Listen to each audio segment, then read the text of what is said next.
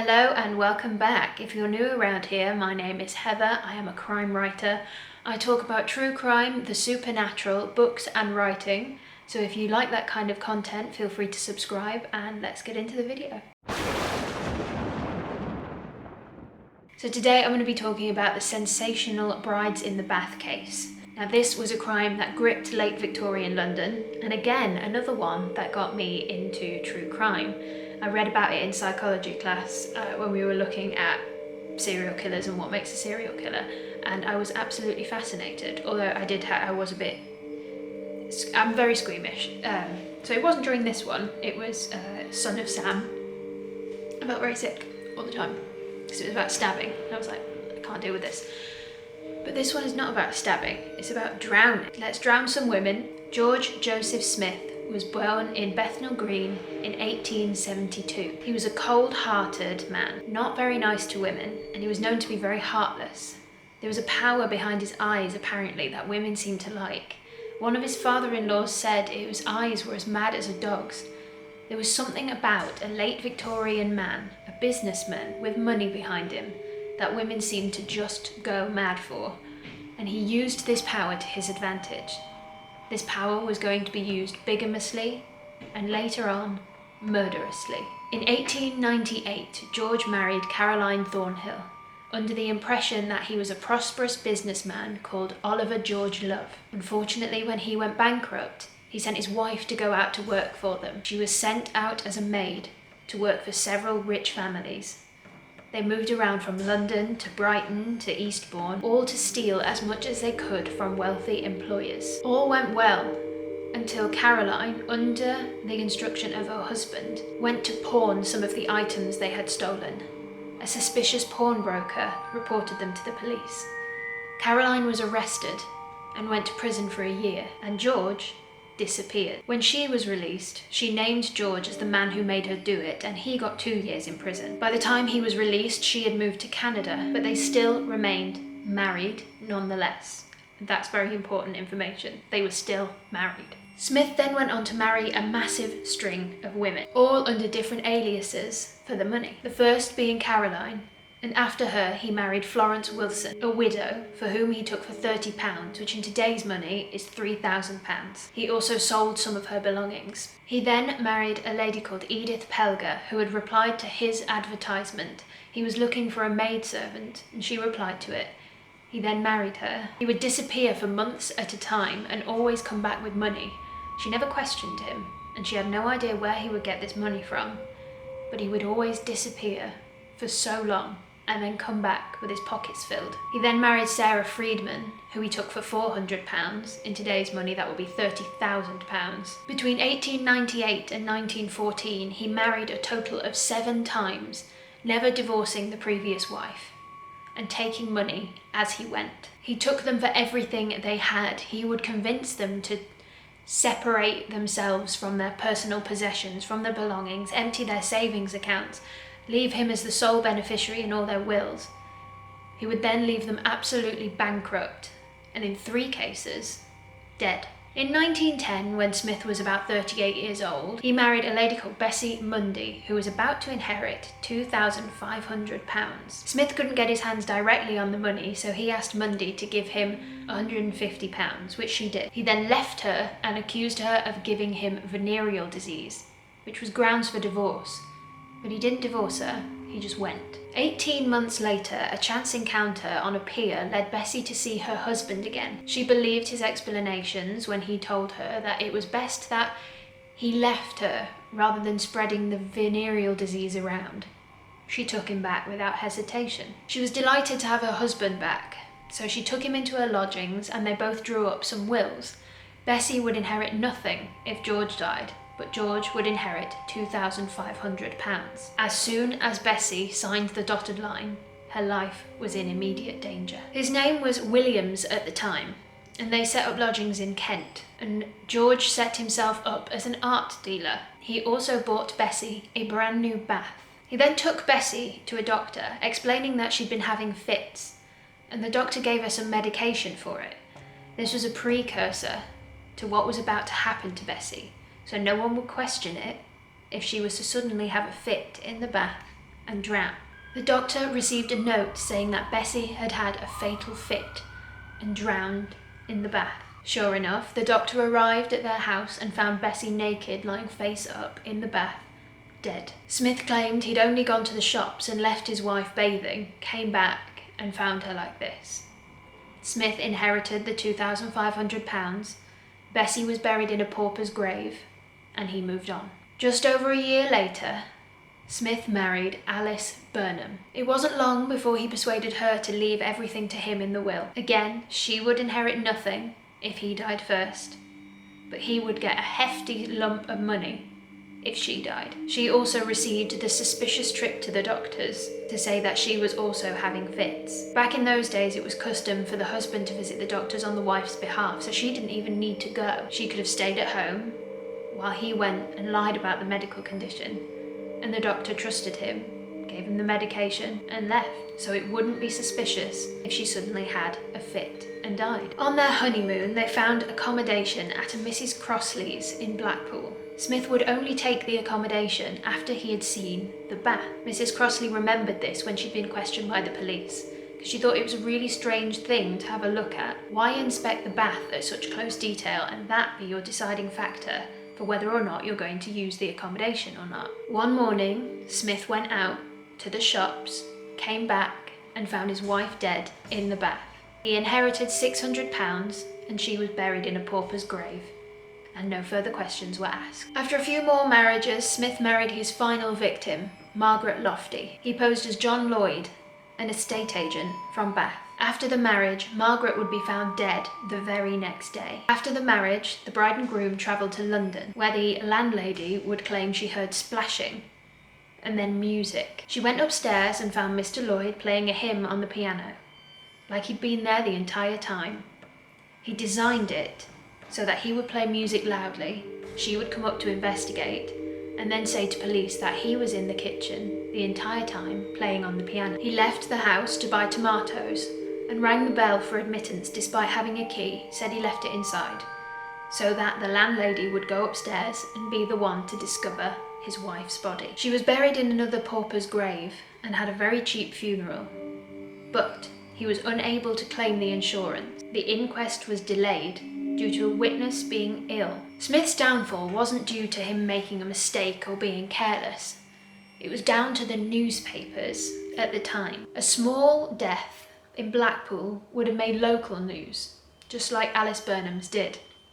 She made local news, not headline news.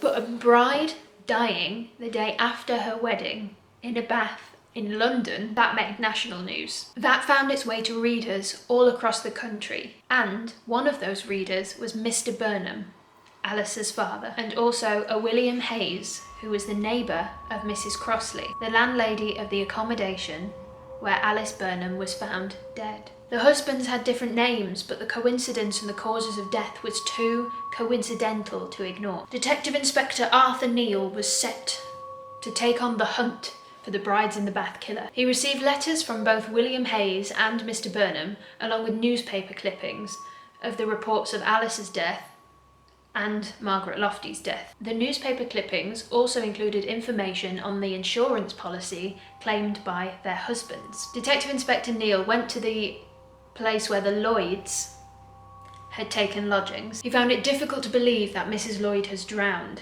He looked at the bath. It was too narrow for her to get under there on her own. He spoke to a coroner, Dr. Bates, who signed her death certificate, and he found that little to no violence had been found on the body. There was nothing besides a small bruise on her left elbow. If she had had a fit and drowned, there would have been more bruises on the body. She would have been flailing around.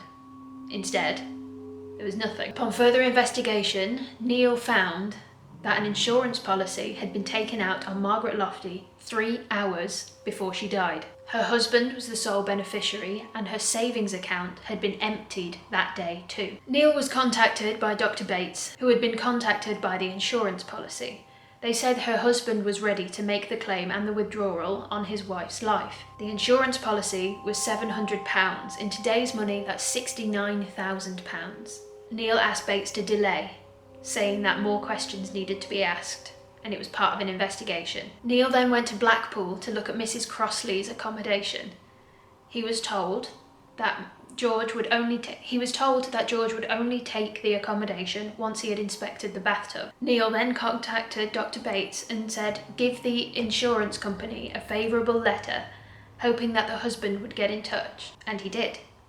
Neil approached Smith, who was masquerading as Mr. Lloyd, and arrested him on sight. He was originally arrested for bigamy, at which point he thought, I'm going to get off this is no worries, I'm good.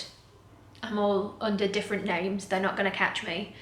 And then the trial went through for murder. Whilst he was guilty of murdering all 3 of his wives, only one murder case was presented to the court. They found it unlikely that he was going to go down for all 3 cases, so they presented the most likely case to the jury, which was the murder of Margaret Lofty.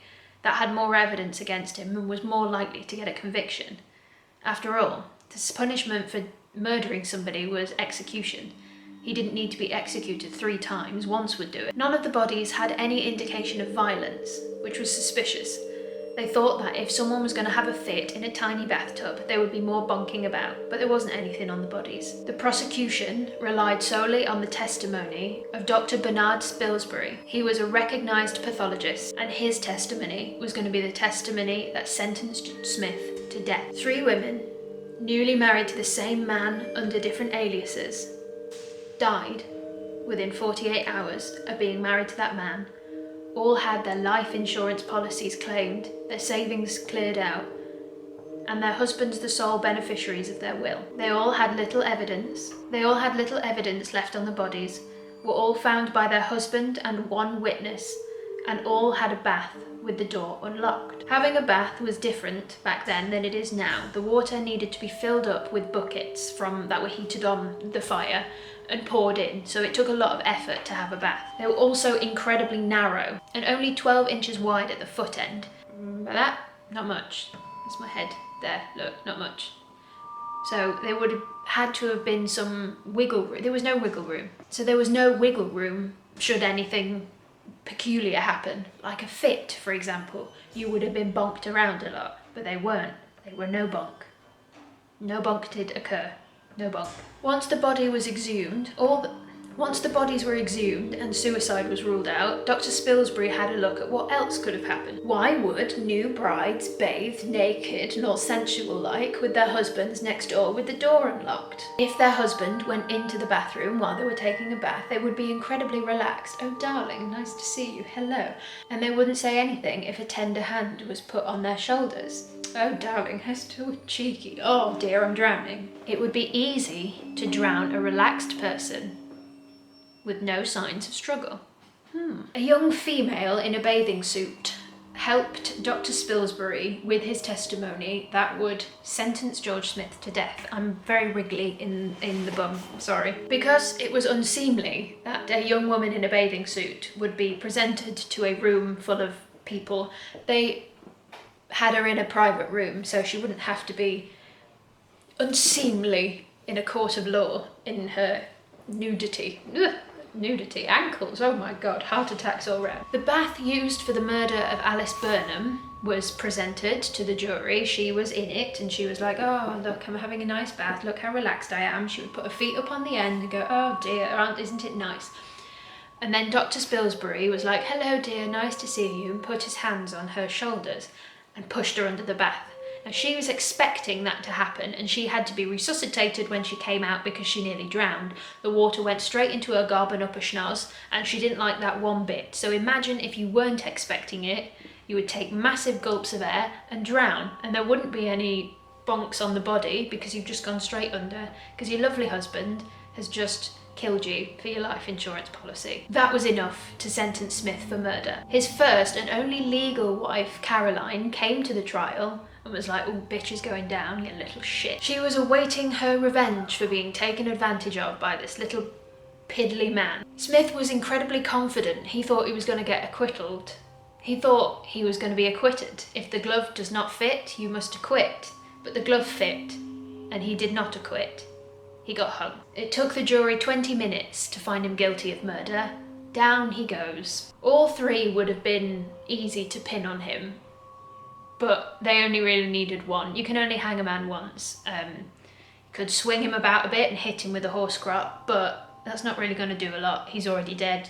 You've won. So he was sentenced to death and hung, but he was pronouncing his innocence until the very end. Even though he did do it, he did undo it. Slapped wrist. He did undo it. Guilty. Let him swing. And he did. He swung. He swung all the way about. That's it. That's the end. That's all I've got to say. I do sometimes do a little bit light-hearted on these true crime cases just because they're a little bit heavy.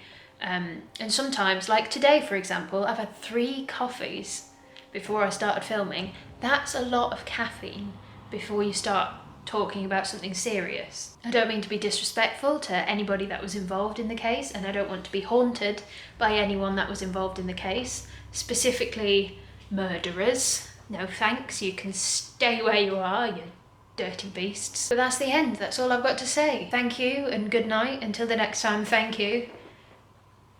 Goodbye.